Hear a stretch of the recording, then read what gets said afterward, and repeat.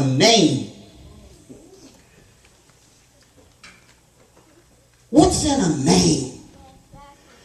We're here because of the Good Shepherds revival. Good says it's all right. Shepherd says that it's a leading process. Revival said we're trying to stir up something. Come on, somebody. Our Savior asked the question of his disciples. Remember? Who do men say I am? Come on, don't go to sleep on me. Who do men say that I am? That's a good question. It's a relevant question. Matter of fact, look at your neighbor and say, who are you? Who are you? Who are you? Everybody is somebody. Everybody has a reputation. Yes. Everybody has some kind of tag goes to your name. When they mention your church, what happens? When they mention your school, what happens? When they mention your family, what do people say? What is ascribed to your name? What is the Savior trying to tell or ask us? Your name, your name. It goes deeper. When you leave here tonight, I want you to recognize that your name is powerful. Now I could stop right here and close the service with what I'm getting ready to say, because this is really what I want to talk about for a little while. How does the devil know you?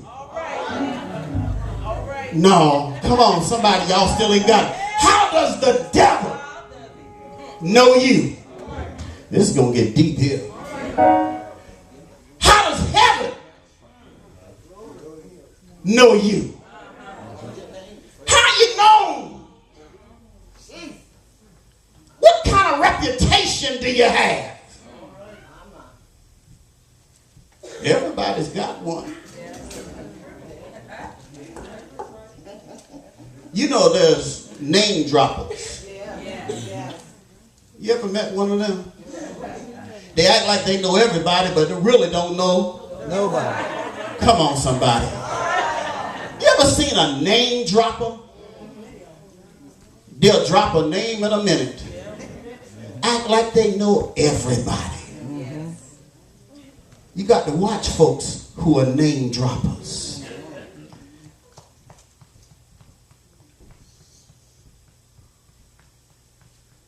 Appearances are often deceptive. I'm going to say that again. Appearances are often deceptive. Everything that walks like a duck and quacks like a duck. Everything that swings from a tree ain't a monkey. You got some baboons. You got some gorillas. Come on, folks. You got to check things out. Can I go deep? Old folk. Look at your neighbor and say, there are some old folk. Used to say, you got to smoke them over. Smoke them over. Come on with it. Now, can I go real deep? Yeah. If you go real deep, you got to smoke them over spring, summer, fall, and winter. Don't jump in there and think everything's all right just because it's summer. You better check them out how they are in the... Come on, we can have church if y'all get with me.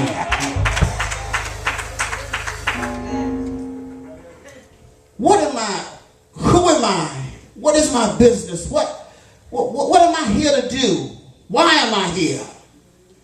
Watch this. 2010, 2020. Come on, y'all. 2010, 2020. Do you realize in 10 years where you going to be? Take and add 10 years to your life right now. What you going to be doing in 2020? How old you going to be in 20? Don't tell nobody.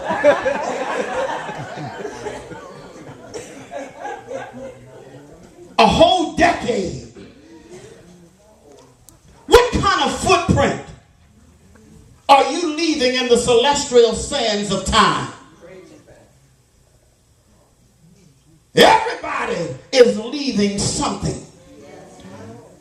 What is your fingerprint? What is your mark that you're painting on the canvas of life? When we look at the Bible lets us know that names are important. That's why God took in Matthew and put all of those 72 generations. Names are there. When you look at the book of the Chronicles, names are there. God made names important. Some of y'all try to change your name, but God knows who you are. Can I work this thing? Yeah, come on. Samson, as soon as I mention his name, a young man gone wrong. David, soon as I mention his name, warrior comes to mind. Joshua, soon as you hear a person's name, Abe, think about that tall, stately man from Illinois. But our scripture tonight deals with some names, reputations. Can we exegesis this text? Come delve into it with me. The Bible says in verse 13, certain of the vagabond Jews.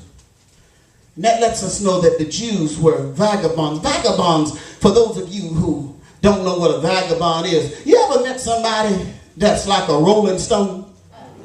They're here, they're there, they're everywhere. You ever seen somebody that don't seem to put down any roots? It says certain vagabond Jews that were exorcists. Now, an exorcist is a person that's supposed to deal in the spirit realm. Can I work here for a little while? They were professional people that tried to get spirits out of people. Look at your neighbor and say, sometimes you got to get the devil off you. Come on, church. I want to have church for a few minutes. God has a special place for the devil. Come on. And it ain't at your house. Come on, Pastor. It's not at your church.